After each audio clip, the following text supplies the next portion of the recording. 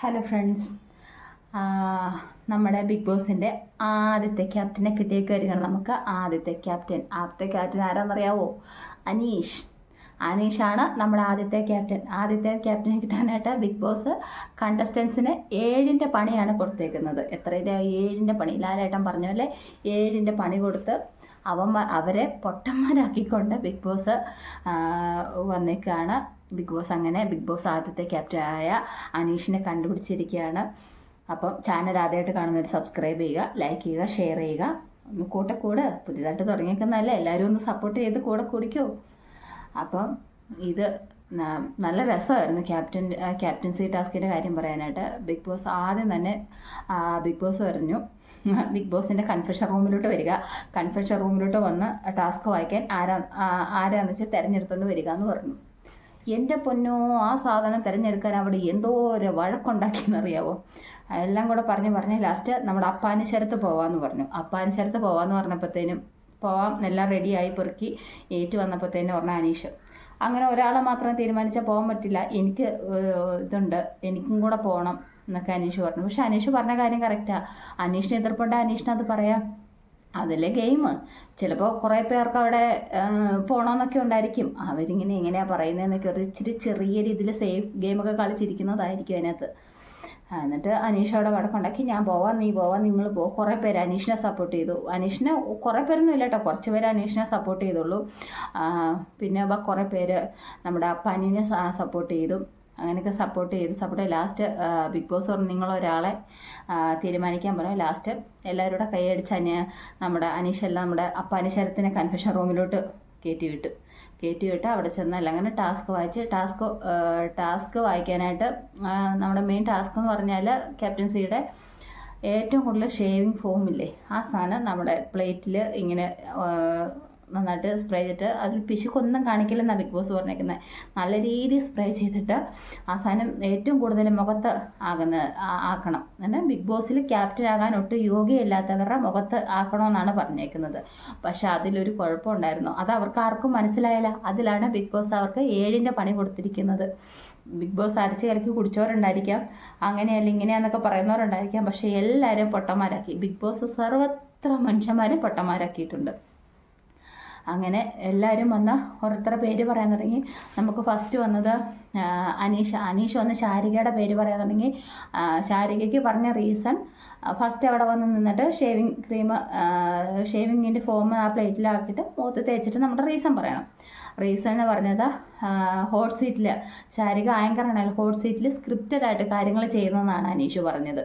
സ്ക്രിപ്റ്റഡായിട്ട് hot സീറ്റിൽ വരുന്ന interview ചെയ്യാൻ വരുന്ന ആൾക്കാരും ശരിയും കൂടെ സ്ക്രിപ്റ്റഡായിട്ട് ചെയ്യുന്നു, അത് അടുക്കളയിൽ നിന്ന് പറഞ്ഞു, അതുകൊണ്ട് ചെയ്യുന്നു പറഞ്ഞ അനീഷ് ശാരികനെ. അപ്പോൾ ശാരിക എതിർക്കുന്നൊക്കെ ഉണ്ട് കേട്ടോ, അങ്ങോട്ടും ഇങ്ങോട്ടും രണ്ടുപേരും ഫൈറ്റ് ചെയ്യുന്നുണ്ട്. ശാരിക അത്യാവശ്യം നല്ല രീതിയിൽ തന്നെ എല്ലാത്തിനും പ്രതികരിക്കുന്ന ഒരു കണ്ടസ്റ്റൻ്റാണ്. അത് കഴിഞ്ഞ് പിന്നെ വന്നേക്കുന്ന ആബിശ്രീ നമ്മുടെ അക്ബറിനെയാണ് പറഞ്ഞത്. അക്ബർ നമ്മുടെ പാട്ടുകാരൻ അക്ബറിനെയാണ് ആബിശ്രീ നോമിനേറ്റ് ചെയ്തല്ല പറഞ്ഞേക്കുന്നത്. കാരണം അക്ബർ പറയുന്നത് കേൾക്കാൻ നിൽക്കുന്നില്ലെന്നാണ് ആബിശ്രീ പറയുന്നത്. കേൾക്കാൻ താല്പര്യം കാണിക്കുന്നില്ല, അതാണ് ആബിശ്രീ പറയുന്നത്.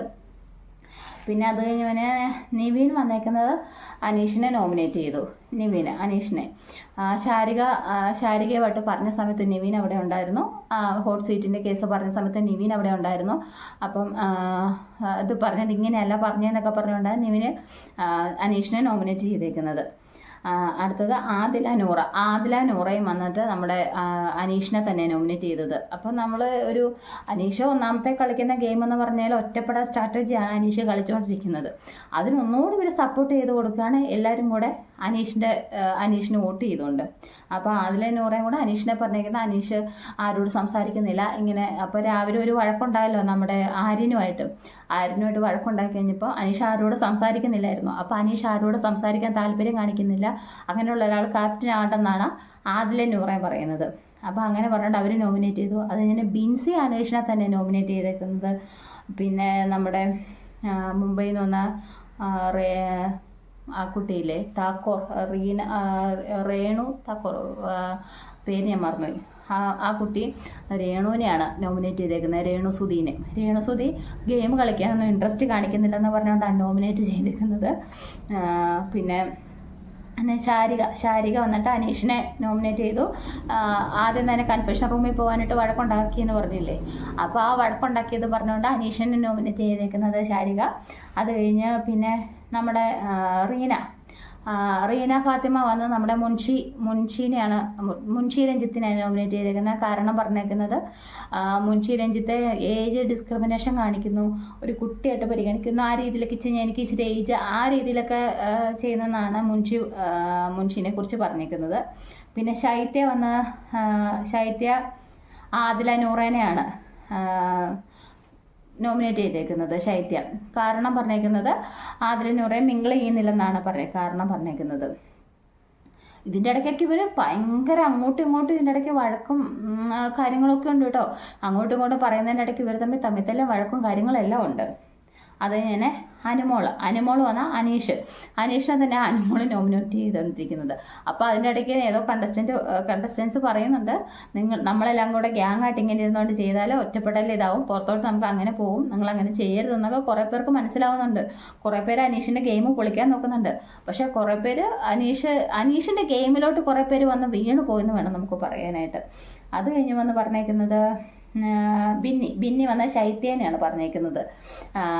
ശൈത്യ ഒട്ടും ആക്റ്റീവായി കാണുന്നില്ല, ഗെയിമുകളിലൊന്നും ആക്റ്റീവായി കാണുന്നില്ലെന്നാണ് ബിന്നി പറഞ്ഞേക്കുന്നത്. പിന്നെ ശാരിക വന്ന അനീഷിനെ പറഞ്ഞേക്കുന്നത്. പിന്നെ ആര്യൻ ആദിലേനെ പറഞ്ഞു, ആദില നൂറ. അപ്പാനെ ശരത്ത് രേണുസുധീനെ പറഞ്ഞു ടാസ്ക് കളിക്കാനായിട്ട് ഇൻട്രസ്റ്റ് ഇല്ല. ഷാനവാസ് അനുവിനെ പറഞ്ഞു. മുൻഷി രഞ്ജിത്ത് അനീഷിനെ പറഞ്ഞു. പിന്നെ രേണുസുധി റീന ഫാത്തിമേനെ പറഞ്ഞു. അക്ബർ അനുമോളെ പറഞ്ഞു. പിന്നെ ഒനീൻ സാബു വന്ന അനീഷിനെ തന്നെയാണ് പറഞ്ഞത്. ഒനീൻ സാബു പറഞ്ഞത് അനീഷ് എല്ലാവരും ജഡ്ജ് ചെയ്യുന്നതാണ് പറഞ്ഞേക്കുന്നത്. അങ്ങനെ ആൾക്കാർ വന്ന് മുഖത്ത് മറ്റേ ഷേവിങ്ങിൻ്റെ സാധനം തേച്ച് പോകുന്നുണ്ട്. ഏറ്റവും കൂടുതൽ ഷേവിങ് ക്രീം കിട്ടിയേക്കുന്ന അനീഷിനാണ്. അപ്പോൾ ബിഗ് ബോസിൻ്റെ അനൗൺസ്മെൻറ്റ് വന്നു.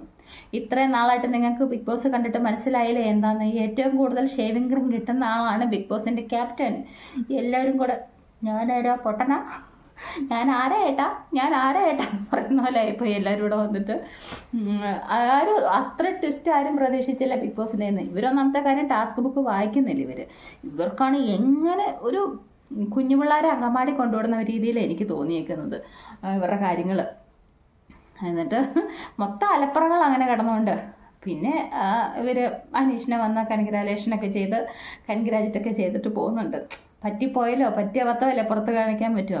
അങ്ങനെ അനീഷ് ക്യാപ്റ്റനായി. അനീഷിനോട് പിന്നെ ബിഗ് ബോസ് വീടിൻ്റെ മറ്റ് ജോലികൾ ചെയ്യുന്ന ടീമിനെ തിരിക്കാനൊക്കെ പറഞ്ഞിട്ടുണ്ട്. അനീഷ് 4 ടീമിനെയൊക്കെ തിരിച്ചിട്ടുണ്ട്. അതിനെക്കുറിച്ചുള്ള വീഡിയോ അത് ഏതൊക്കെ ടീമാണെന്ന് ഞാൻ അടുത്ത വീഡിയോയിൽ ഇടുന്നതായിരിക്കും. അപ്പം അങ്ങനെ നമ്മുടെ ബിഗ് ബോസിലെ ആദ്യത്തെ ക്യാപ്റ്റൻ ആരാ? അനീഷ്. എല്ലാവരും കൂടെ അനീഷിനിട്ട് പണിയെടുക്കാൻ തുടങ്ങിയത് ടാസ്ക് നേരെ വായിക്കാണ്ട് അവർക്കിട്ട് തന്നെ പണി കിട്ടിയ അവസ്ഥയായിപ്പോയി. അപ്പോൾ അനീഷ് ക്യാപ്റ്റൻ ആയിരിക്കുകയാണ് നമുക്ക്. അപ്പോൾ ആദ്യത്തെ ക്യാപ്റ്റൻ അനീഷ്. ഇനി ബാക്കി അനീഷിൻ്റെ ഒരാഴ്ചത്തെ ഉള്ള ഭരണം, അനീഷിൻ്റെ കാര്യങ്ങളൊക്കെ എങ്ങനെയാണെന്ന് നമുക്ക് നോക്കാമല്ലോ. അനീഷ് എന്തായാലും അത്യാവശ്യം നല്ല രീതിയിൽ തന്നെ കളിക്കാൻ അറിയുന്ന ആളാട്ടോ. അനീഷിനെ നെഗറ്റീവ് അടിക്കൊന്നും വേണ്ട, അത്യാവശ്യം കളിക്കാനും. വാഴയല്ല പുള്ളി നിന്ന് നല്ല രീതിയിൽ എല്ലാവരെയും ചൊറിയുന്നുണ്ട്. ആ ചൊറിയുന്ന രീതിയിൽ തന്നെ എല്ലാവരും അതിലോട്ട് ചെന്ന് വീഴുന്നുമുണ്ട്. ആ വീണേൻ്റെ ഫലമാണ് ഇപ്പം അവർക്ക് കിട്ടിയിരിക്കുന്നത്. എല്ലാവരും ബിഗ് ബോസ് ഇങ്ങനെ പറഞ്ഞപ്പോൾ എല്ലാവരും അന്തം വിട്ടുപോയി. അനീഷ എന്ന് പറഞ്ഞപ്പോൾ ഒരു ഭയങ്കര ട്വിസ്റ്റായിപ്പോയി എല്ലാവർക്കും. നല്ല രസമുണ്ടായിരുന്നു അത് കാണാനായിട്ട്. അപ്പോൾ നമുക്ക് അടുത്ത വീഡിയോയിൽ കാണാം. ചാനലൊന്ന് സബ്സ്ക്രൈബ് ചെയ്യണം, ലൈക്ക് ചെയ്യണം.